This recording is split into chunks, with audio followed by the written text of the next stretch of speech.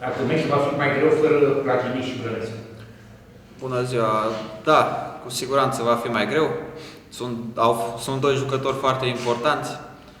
Îmi pare rău pentru roșul primit de Platini. Mi-a lăsat mie mingea. Eu am alergat să o iau știind că eu am galben și a luat el galben, din păcate. Și Laurențiu a fost o intervenție urâtă a celor de la Astra și nici măcar un cartonaj roșu n-au primit, dar el a avut foarte mult de suferit. Este un avantaj faptul că acest meci se dispută acasă? Da, normal, avem avantajul terenului propriu. Mi-aș fi dorit enorm să fie cu spectatori în tribună, ne-ar fi împins de la spate în momentele acestea grele, dar sper ca terenul propriu să fie un avantaj și să reușim să câștigăm mâine. Câte puncte crezi că trebuie să mai câștigați ca să puteți să fiți siguri de un loc de baraj? Dacă v-ați gândit să o faceți asemenea calcul. Da, eu cred că cu 3 victorii, cred că am fi siguri de locul de baraj, adică 9 puncte din 4 meciuri. Nu știu, în funcție și de rezultatele celorlalte echipe, dar eu sper să le câștigăm pe toate 4 dacă se poate, dacă nu, să acumulăm cât mai multe și să prindem locul de baraj.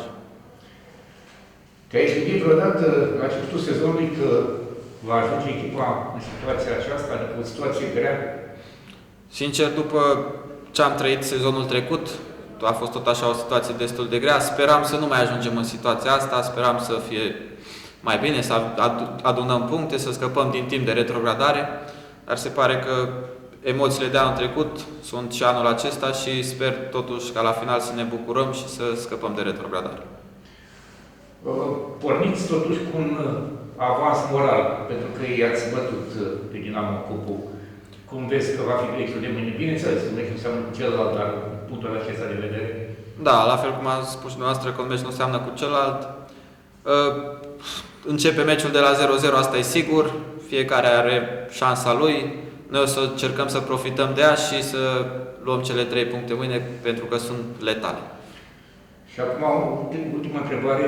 Ai vrea să recidivezi, între ghilimele, adică să reușești să mai înscrii goluri, poate chiar mâine? Obiectivul este să câștigăm, nu contează atât de mult cine marchează, important este să ieșim învingători de pe teren, dacă reușești să marchezi, cu atât mai bine, dar important este să câștige echipa.